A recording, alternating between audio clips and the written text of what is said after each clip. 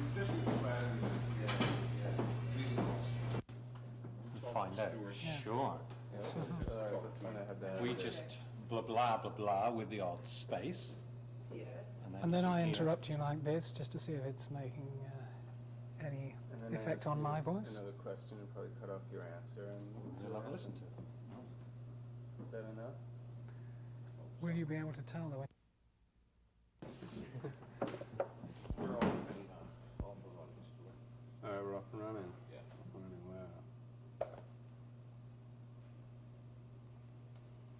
Anytime. Okay.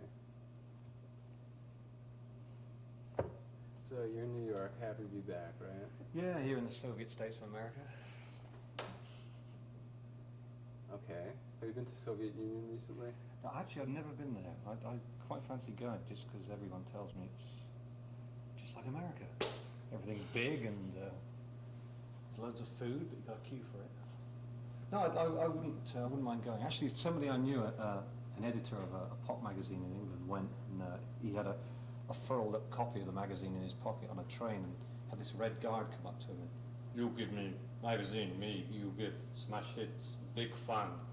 And he gave him the copy of the magazine, and the soldier unplugged his cap badge off his cap and gave it to him. So he's probably sat there in a salt mine now reading his copy of that Smash Hits magazine. He got 40 years hard labour for giving his cap badge away. But he's really happy, you know, he's got prints there and Smash Hits to look at. Okay. That's good. Are you going to ever come back to America and play live? $64 million question. It's up to him, really. I mean, yeah, it'd be nice to do a few concerts, but I don't think we'd want to tour the way we used to tour, you know, like 3 months at a stretch in the back of a Dodge van, or a Winnipeg. Or dodgy van. Nothing against Dodge vans, but, you know, you don't want to spend too much time in them. You don't want to live in them. No. But For Chrysler's sake. it would be nice to do a few concerts, but can't promise anything. Well, how come you stopped last time? No, I just was going crazy. You know, we just did 5 years solid touring, and it came to the point where I couldn't go on the stage anymore. I couldn't go in any more hotel rooms. I couldn't even, you know, I didn't even want to touch the guitar. Nothing. I didn't want to do it. It was just like, you know, the whole thing. So I just went home and sat in my garden and thought, well, that's it. That's my rock and roll career ended. And suddenly, blah, came a load more songs, and we made it into an album. And people said, "Oh, this is really good. You should keep going." So we kept going, and you know, it doesn't make any difference these days. I tell you what, our unavailability has made us more popular, and this is really perverse logic. But because people can't have us, we're getting we're getting really famous now. Because it seems like, what was the last album you made that you tried to play live on? Was English Settlement? Like that album came out and then you were touring and then you stopped? Yeah, that was during sort of that tour, right? That was half-heartedly toured. I really didn't want to go out on tour, but We got halfway around Europe and called it a day. Yeah. It was just getting too much. Well, because the records, the last few records seem really different from the first few records, and despite, you know, besides the fact that it's just a period of time, you know, everyone changes. What do you think the turning point in XTC was, and when it happened? And decidedly, absolutely, without a question, English Settlement. I mean, that was the first of the Technicolor albums. Before then, we were just, you know, one shade of monochrome or something. Oh, well, this is a red album, or this is a green album, whatever. English Settlement just went the whole spectrum, and it was just a little something in the back of my head where I said, well, maybe if we don't design everything to take out on tour, then maybe we'll come up with some interesting textures. And it's like, you know, opening the paint box and suddenly, hey, there are all those other colours too. Because we used to hot rod everything down. You know, we'd come up with a number and then we'd work at it so there were like 2 guitar parts, a bass part, a vocal part, maybe a simple harmony, so you didn't have to think too much about what you were playing and singing at the same time. And it was kind of like, you know, a set thing. It was built for live. But just taking that 18-ton weight off my head and say, well, let's not design it for live. I think our music just went extremely coloured, sort of move at that point. We got into our studio indulgence years, you know, we didn't have to worry about whether we could do it live. Yeah, we sat around in a bag, things like that. Sat around inside of a Japanese person. Right. Now, how about, speaking of Japanese people, Sgt. Pepper, like a lot of people compare Skylarking to Sgt. Pepper's Lonely Hearts Club Band. Boy, do they need glasses. It just happens to be 20 years ago today, doesn't it? Yeah, 20 seconds ago today. But we've always had that sort of Beatle influence. We've always, they're, you know, without doubt, our strongest influence. But it wasn't designed. We didn't consciously go out to make Sgt. Pepper's 2. We wouldn't even presume to do such a thing. But it's nice that people are comparing them. Yeah, I mean, I'm sure the Beatles used to have like real big influences. Who did they say? I mean, they must get really sick of all the kind of, you know, tell me, Paul, Little Richard, he's really big with you, all this sort of stuff, you know. Yeah, we get a load of Beatles stuff flung at us, but as long as I don't end up shot, I should be well happy with any of that stuff. Now, Skylarking just seems like a concept album also. Can you clear all that up for us? Is it a concept? Is it not? Can you further Well, it's a Todd verify it? Rundgren's concept, if it's anybody's, because he'd assembled the album from some demos that we sent him.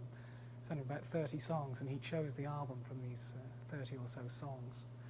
And the whole thing is it's like a concept. It's a sort of life into death cycle, or a dawn to dusk, into night and the rebirth of a new day. You know, it's like a cyclical sort of theme of events. It wasn't written as a concept, and we just bunged him a whole 35 songs or whatever and said, you know, can you make any sense out of that lot? And he phoned back a week later and said, I've edited it, so it sort of makes sense, you know, I edited your demos. But I mean, it wasn't written with a concept in mind. It's not like about an armless, legless, headless, deaf, dumb and blind kid called Tummy. So I'm saying. So, but what about all these conflicts you had with Todd Rundgren? We always hear that you guys fought a lot with Todd Rundgren, and he wanted to have a certain album, and you wanted to have a different album. What happened when you went to Woodstock to make them more than just demos? The time we went to Woodstock. You tell them. First of all, we were surprised at the choice of songs. You know, we wondered how he was going to get a good album out of those songs. And I mean, Colin and I were quite prepared to be produced, and I think Andy went over with the idea of being produced, but he couldn't quite accept it when the time came. Yeah, so it was you had Godzilla and King Kong battling it out there. Roar over the mixing desk. Imagine Tokyo down there, and there's Todd as Godzilla, and me as King Kong there. You know, this town ain't big enough for two of us. It was just, I should be brutally frank here. I was told to be produced. You know, you've hired Todd Rundgren, so just shut up and be produced. I think he did a brilliant job, but I didn't go down with that fight. He's a really smart man, and he did some great things. He made a great album for us, no doubt about that. But while we were making it, we didn't think it was going to be that great. It's like, you know, two surgeons trying to deliver one baby. Poor little kid. It's a great kid. But, you know, there's these two people with their rubber masks on there, stretching and pulling, you know. Well, I want to deliver this. Oh, I want to deliver, you know. So. They can't decide whether it's going to be a cesarean or a natural. How did Dear God wind up on the album? Because it wasn't on the album. Well, it wound up eventually on the album. It was originally meant to be on the album. Todd wanted it on the album. Yeah, but I mean, to be truthful, when I'd finished it, well, when we'd finished the song, do you want to start again? Start again. Yeah. Do you want to let them do this delivery? Yeah, they could deliver. Okay, what are we talking about? I've completely forgotten. Dear God, how did it come to be on the album? Oh, right, okay. When you're ready? Yes. Okay. Well, Todd's got a very fine sense of sarcasm, and the ultimate revenge was the only thing he let me, the only say he let me have was that I didn't want Dear God on the album, and he must have known it was the wrong decision, because he let me have it. What happens is when we finished the track, I didn't actually think it was kind of barbed enough and sharp enough. I wanted to write a song about that subject for ages, and we finished it, and I just thought it wasn't quite enough. You know, it's like how do you précis the very meaning of the universe in 3 minutes? You know, I had a go at it, and then I thought afterwards, well, maybe I didn't quite get it. You know, but we did it, and then I had a newer song called Another Satellite, and that was sort of flavour of the week. And I said, oh, we must get this one on. I really like this one. So went back to England, and people heard the stuff, and they said, oh, why'd you leave Dear God off for? And I don't know, but it's back on now. So we've done a fascist dictatorship and rectified the past, changed history. Thank you. My ears just exploded. And, oh, there's an alien. Come in. Oh, it's the phone. It's over there. It's all right. All right, we ready? Yeah, rolling. Just speaking of Dear God, anyway. What's the whole impetus behind it? You mean, what's it about? Yeah, you could say that. Oh, come on. You're not serious, are you? Come on, what is it about? No, it's... what do you want me to say? You know, I would have thought it was all in the lyrics. Every time I explain it, I seem to be digging a deeper hole for myself. So, it's my tiny weeny belief that there is not particularly an aged English actor in a white sheet sat up there looking at you saying, you're going to win the lottery, you're going to be born with no arms, and I think I'll kill 1,000 people in India with a tidal wave today. Oh, I must have some breakfast. I mean, I don't think that's the case, folks. But it's just our point of view. It's no big deal. So start being good people and stop passing the buck and saying, well, I'll be as wicked as I can, and then just before I die, a week before I'll die, I'll say, sorry, have me in, and I'll go to heaven, and it'll all be all right. You know, come on, wake up, start being good. That's the message. Listen to the lyrics, you'll get it, you'll get it. Okay, good. Now, on the video, though, it's like you're shaking a tree full of people. How did this video come about? You're not really doing that, but how This did is the video a really come concept about? of a young, upwardly mobile director in England called Nick Brandt, who also directed our Grass video, the last single. And he had this concept for this tree of life thing. It had to be the right tree, though. We had to have a tree that people could stand in and be shaken out of. You So don't we just, spend a you don't just day, look in the telephone directory under trees of life. That's right. That's a tricky thing to find. So that was his idea, and he had these various actors and ourselves up this tree. For fuck's sake.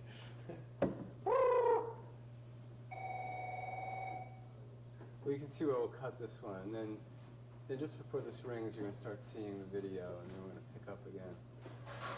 Like, he had these actors and...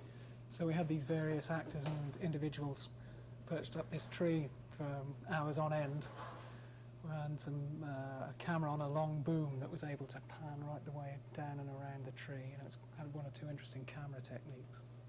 But I mean, it's just another video. I mean, we don't place too much importance on videos. They're just another marketing device. So did you don't enjoy doing them or not enjoy doing them? It's just Well, they're quite good fun to do. I mean, as a sort of, you know, a day I spent in a tree, they're quite good fun, but I don't particularly place any importance on them, and we don't enjoy them. We think of music as largely being something for your ears. It goes in your ears, and then round your brain and down to your feet past your genitals, or down to your feet past your genitals and back up to your brain. And it doesn't even go anywhere near your eyes. So we think that the general guide is either when a video comes on, either turn the contrast down so you can't see the picture and just listen to the music, or don't be foxed and turn the music off and just watch the film. Because I think, you know, out of 100% of sensational taking it all inness, you know, the visuals are going to command 90-something%, and the bit that's left is going to be either split between you and your munchie bar, and oh, there's some music to this film as well. So I don't think as videos as doing music a favour at all. I think they're real Big Brother stuff, and they make everyone see the same pictures. But I'm into everyone having their own pictures in their heads. So death to the video. I'm a bit of a video Luddite. Sorry, Look up that MTV. word. Luddite. Now, XTC does have this image of being really anti-modernity and Yeah, that's not so crazy, much, you know. Not so much anti like old machines, but anti new machines. Well, it's a real weird thing, because when we first started getting into the public eye, everyone said, oh, you know, the ultimate in modern groups is like XTC. Go and see them, because they're like synthesizers, and the way they play guitars is a real space age stuff, and pop. you know, all this kind of thing. And that wasn't the case for us. I mean, we never actually had a synthesizer. At one point we had a rotten old Farfisa organ, and then we quickly got into just two guitars making a row. But we were never into that kind of space age thing. That was left for the Ultravoxes and Gary Newmans and stuff like that. We're sort of into into any redundant technology. As soon as technology becomes redundant, we become interested in purchasing one of them. That's right. You know, I mean, if only my guitar could work on coal. But like so many of your songs are like Ball and Chain, for instance, and even Towers of London just have this whole image of wanting to preserve the sort of industrial period. Preserve industrial? No, I'm all for end of industry personally. I'm all for the old corny sort of hippie stuff: green fields, trees, snakes. You mean preserve a bit of heritage? You mean Yeah. sort of- Oh, Nottinghamshire. Yeah, we're pretty green. Yeah, I mean, we like our... Take that how you want. We Still, like our sandwiches we're green. still well in touch with our roots, you know, and it's difficult to leave them behind. I think that's probably what it is. It's where we live. I think most bands actually give or take a few notes, sound pretty much like where they live. You know, bands from Liverpool tend to sound like Liverpool. Bands from the East End of London tend to sound like that. You know, bands from Jamaica tend to sound like that. Bands from the Wiltshire countryside tend to sound a bit like that. So it's natural. So you would say that. What do you think of this, like the whole sort of hippie style then? What you mean? Shall I grow my hair long, part in the middle, or what? Yeah, stuff like that. Or Make wear a really cape out of ringwood colorful tops. clothes, yeah, and wear capes. Well, we always regret that we were never old enough to be proper hippies. Yeah, I mean, my mum wouldn't let me be a hippie. I was just not old enough. you know, in the summer of '67, we were just young teenagers, 13, 14 years old, so we really missed out on the real thing. And we've actually done some recordings, which I'm sure most of our fans already know about, under the pseudonym of the Dukes of Stratosphere, and we've just done a couple of records under that pseudonym, because we just love that period. It's our favourite musical period. It was a real fun time. There was a lot of creative energy around that, you know, we can readily identify with. A million miles from what's going on today in the, you know, sort of in the rock industry. And we're all into forgery in any case. So it's great fun being a Duke of Stratosphere. It's Yeah. good. It's like Jekyll and Hyde existence, you know. XTC were ourselves. What XTC do is exactly what they are. And then we go and make records under the name of the Dukes of Stratosphere as you can, you know, let your hair down, literally, and make all that kind of naive sort of purple noise. So when's the next Dukes of Stratosphere record coming out? July. There's an Yeah. album coming out in July called Sonic Sunspot. Our first album. Yeah, they Because did the an last EP. one was just an EP. It was just like a 6-track EP, but they talked us into doing a whole album. So it's 10 new songs coming your way, and in this is the new summer of love, isn't it? Blow Your Behind. So, you know, what's your role in XTC and in the Dukes, Dave? I'm a contributor. You know, I'm not a songwriter. I wasn't brought in You might have to do that one. to write songs. I will now because you just interrupted me. I will. I've forgotten the question. I've lost my thread. What's your role? Cheese? Ham? I'm a contributor to the group. I don't write songs. I've never been a songwriter, so but that's not why I was brought here in the first place, you know. But, I play the piano and my guitar and earn a crust, you know. We spend hours getting his fingers out of the cracks in the piano. I mean, so you're just piano and guitar? Well, I mean, How many of these strange instruments on, like the new album, for instance, did you play, or are they really strange instruments? Yeah, I mean, we like to no, they're mostly sort of synthesizers and treated keyboards, shall we say. They're treatments. When we're rehearsing the songs and arranging them, we usually get together in my front room at home and just toss things around until we, you know, throw ideas off each other. So, I mean, that's where I come in as a sort of catalyst. And now he when we makes a get great to this- tea. He makes a great tea. Oh, I'm Really also the excellent tea boy. So, you know, I mean, I do me bit, governor, you know what I mean? Yeah, most of those weird instruments on Skylarking are actually weird instruments. They're violins, violas, cellos, drums. What a weird concept. So, they're real instruments. Okay. Now, I mean, you know, if you're talking and you're often talking, you might as well just keep going. Especially if you're in the middle of something. If you just said around your first 3 words on a topic, then you can stop. But so tell us more about the modicum of stink about Dear God, and did it surprise you?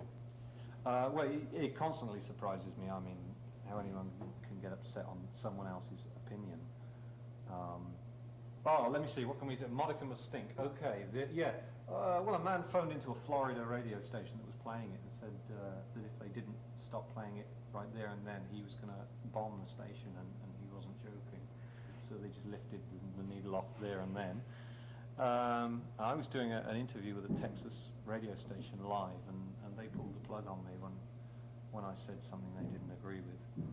I'm not going to say it again because you might not agree with me and might pull the plug on me. But yeah, it sort of gets up people's noses a bit, and it's funny because the people's noses it gets up, you'd expect were sort of, happy with their faith and kind of unshakable and tolerant and loving, and they're the people that want to chainsaw me in too. So it's like the hypocrisy then, not the faith part, that the songs. Oh no, I mean about. people can believe in what they want to believe in. They can believe in, this is the creator of the universe right here, or what, they can. I have a tremendous regard for people who can draw that much strength from something that's really so intangible. I mean, or at least I find it intangible. But if they can get something from it and it gets them through life, then that's fine. But it's a mystery to me. But I wouldn't put too much weight on like dying off and then going to heaven. I mean, can you imagine what a lazy place that means? You can't get a drink. Can you imagine eternity with no drink and no sex and all that harp music? Ah! You get a choice. You can either have a harp or an accordion for all eternity. I'll take the accordion. Now, how about XTC is always pictured together, and like on one album you got diver suits on, another you're covered in newspaper. Usually in one bed. On That's another the way we're you're pictured together. you dress like Quakers. So. Well, Why do we do it? Where do Why we do rent we the do it? costumes from? I'll give you the address. Why do we do it? I don't know. I just. Tell me why we do it. Why don't we ever look like a rock group? Well, that's it. We're not a rock group. I mean, we're not. If we just stood there, we would not look like rock and roll entities, So I try and put things on and get people to put things on to make a certain atmosphere that's related to the music. Like in Mummer, the music is largely the English countryside. And I became quite fascinated with the ideas of mummers who are not professional people, and we're not professional people. And once a year they have this big thing where they just go and do their songs and do their plays and stuff like that. And they're just like butchers, bakers, candlestick makers. And what they do is what they do, and it's like us. We're not star people, we live in humble little homes, and we don't go out and say, to nightclubs and say, here we are, and all this. We're not into any of that. And it was like the mummer tradition, simple folks doing ordinary everyday things. So I try and find some visual image that will help you to get into the music a bit easier, maybe. So what did it feel like putting on those suits for Skylarking? And how They did you weren't feel really when- suits, they were like smocks and hats. Dresses. We were supposed to look like Quakers, but I think most people think we look like English schoolgirls. I'm not sure how successful it was. I mean, it's Yeah, the hire company sent the wrong hats, I think. What happened is I wanted to portray I wanted the band to be thought of as sort of like honest people. And I thought, well, you can't really just stand there and people get the honest picture. So I thought, well, what is the kind of everyone's caricature of an honest look? And I thought, well, maybe Quakers or something. I don't know, sort of Pilgrim Father type Quaker sort of thing. And so we arranged for the photo session, and they sent along these outfits, and they really weren't right. So we just said, oh, well, let's make the use of what we've got. And it's like, we three schoolgirls. But so it kind of backfired. But jolly interesting, don't you think? And how about the suits? Was it a real problem getting into them? Well, the diving suits. Oh, they were yeah, hell. that was the worst shoot. We were literally bolted into those things. And I Oh, mean, they- it was like climbing into, what was it like climbing They weighed 10 stone. What's that in pounds? 140 pounds, something like that, or more. Each one of those. And I mean, we just had to cut the tap dancing routine there and then. That's right, you didn't even see the boots, and they were the best part. But Yeah, that was That was pretty heavy. And they I 'cause don't think recommend it, originally kids. they wanted us to put the copper helmets on and sort of open the flap at the front and peer out, you know. But that was really weird, putting this big copper helmet on. Yeah, It we was tried quite filling them up with beer, but it didn't seem to work, you know. It's a very claustrophobic feeling, very odd. So we just contented ourselves with standing This, there. like this band will do anything to avoid washing. How about glasses? Like, have you worn the same glasses for a really long time? No, they're actually stronger than, they get, my eyesight is, I'm blind. Who's talking to me? Can you put the subtitles up in Braille? My eyesight is dreadful. I wish I could wear sun specs, you know, but I can't because I wouldn't see where I was going. So, and clip-ons look really mongo. You know, oh, hi folks. You know? You look like some desert jeep, so I don't do that sort of stuff, which is a shame because I could look really cool, but I don't. Well, why don't you get the continent get darker when you go outside? Well, you go thong. Well, no, you get photogrammed, it gets darker. Yeah, I just end up scratching them all the time. I mean, easy to get all scratching. So, my eyesight was ruined as a kid because I used to sit with my nose against a TV screen like that. Yeah, just looking at all these puppet shows and cartoons and stuff. So beware, kids, don't try this at home. Actually, yeah, television is going to be the death of me. And do you have lots of sunglasses, or is that? Actually, these are left over from the last Dukes session. I found them in the studio with an added ambience, psychedelic ambience, and I just haven't taken them off. He claims he can play them, but I don't know. I don't know if they're in tune. They go with my Rickenbacker 12-string, folks. You know, they're Roger McGuinn. Actually, they're a little far up the nose. But More Roger McGough. Are you still into comics? No, I'll tell you what, that was so sad. Comics. That was so sad because like we'd go away on these mammoth tours of America, and my comic collection was not really well protected. It's a sad tale. You know, my comic collection was really not very well protected, and it has all these wonderful comics. And I got back home, and we'd had a plague of mice or whatever in our house, and they'd eaten away some of these lower layers of these comics, and I was just so heartbroken. You know, there's like number ones of this, that, and the other with great bite marks and chunks out of them and stuff. So it sort of brought home to me that I wasn't keeping these comics in the style with which they demanded. So I, rather heartbroken, had to sell them all. But I had some good stuff, and I was totally comic orientated at one time. How long a tape do you have? Because I could talk about comics for a long time. Well, what are the big three comics? I was an artist's freak, not really a stories freak. And I liked the naivety of Marvel, and then suddenly Marvel seemed to get self-aware or something, and they went all kind of socio-political, and you know, it wasn't just biff baff win anymore. It was kind of like, you know, should I strike the villain that hard? I don't want to hurt him. And like, I don't know, it spoiled it for me, you know. Let me see, some good comics. Metal Man. I was a real Metal Man fan in a big way. Who else? John Johns, the Martian Manhunter, which is why I took the pseudonym in the Dukes of Stratosphere. I'm Sir John Johns when we're the Dukes, and that's in honour of the Martian Manhunter himself. Let me see, Geek was pretty interesting.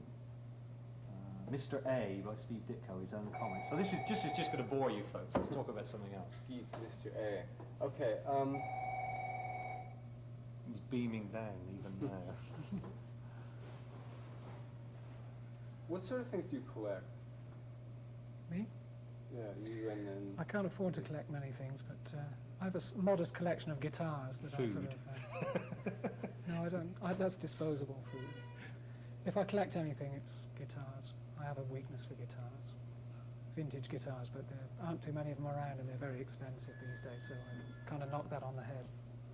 But most of the things are all music orientated, you know. I just don't have too many interests outside of music. Mm-hmm. Me, I'm not tremendously musical sort of individual. Toy soldiers is really... Englishmen, it's this weird thing, Englishmen have to collect something.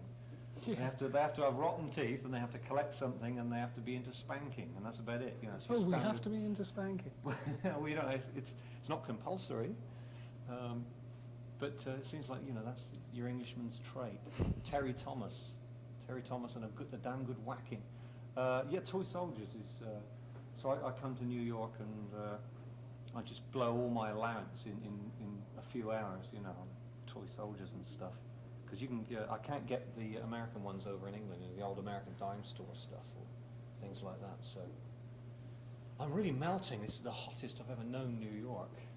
Amazing. It's going to get hotter when we go out again. So finally, I guess, what's going to be next? Is there going to be another XTC album coming after the Dukes album, or is that just so far off you don't even think about it? Yeah, we haven't got round to thinking about it yet. I don't think there are any songs ready yet, are they? No, I must buy a new biro. I'll get a new biro and sharpen him up, new ballpoint. Well, it's like the Dukes are going to keep the bed warm for a while. Yeah. Because everyone's going to go, wow, when they hear that record. We're really happy with it. It's much better than the other one, 25 o'clock.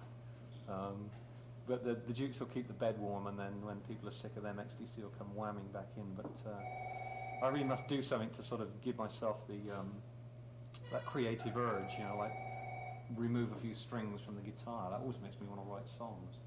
If ever I have like rusty strings or strings missing, I always come up with tunes. I don't know. It works. Okay. Okay.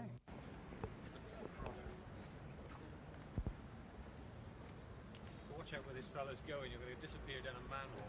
Yeah, Yay! Top hat stuff.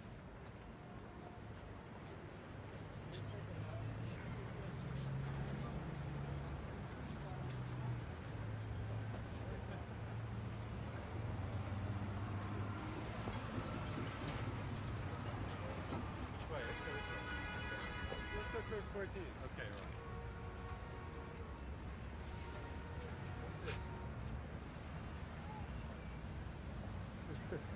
Make yourself rich. If you massage your feet in a certain way, you'll be really rich. This is the dollars massage bit. This is the cents. If you just want a few cents loose change, you massage this piece.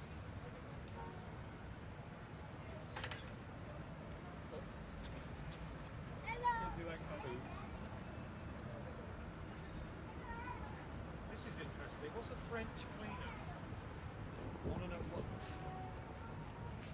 to know what this French cleaner is. What, you bring your French people in here and they clean them up. Oh, let's get rid of all that sauce and crouton. It's like family butchers. If I see this, go past and you see a sign that says family butcher, yeah, just bring me family in to be butchered. Ricky Manson, family butcher. This blood's for you. Yeah, this blood's for you. I'm right behind you. Shoes. Any shoe fetishists out there? Look at this, he's all look too comfy. Hi. There's a cactus, can you see in the shoe shop window? There's a really perverse footwear here, look. Genuine cactus skin boots. And these ones down the front, hollowed out Englishman. Authentic Englishman skin. Perchance to stroll a little more. So here we are at Burger King. Your thoughts on the fast food America? I think Burger King is wonderful, and I always use them when I buy a new pair of shoes, just to slip in and make those first few miles much more comfortable.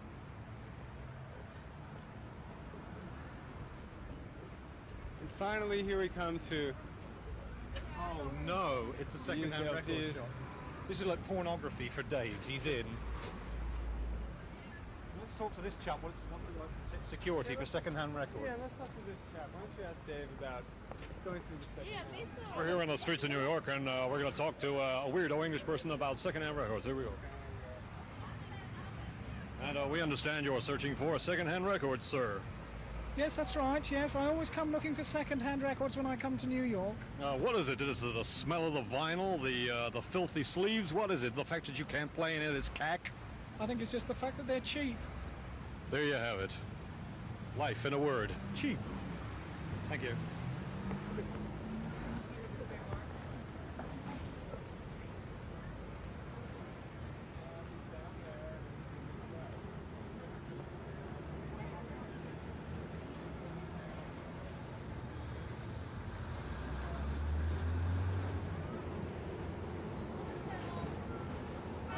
has a hairpiece.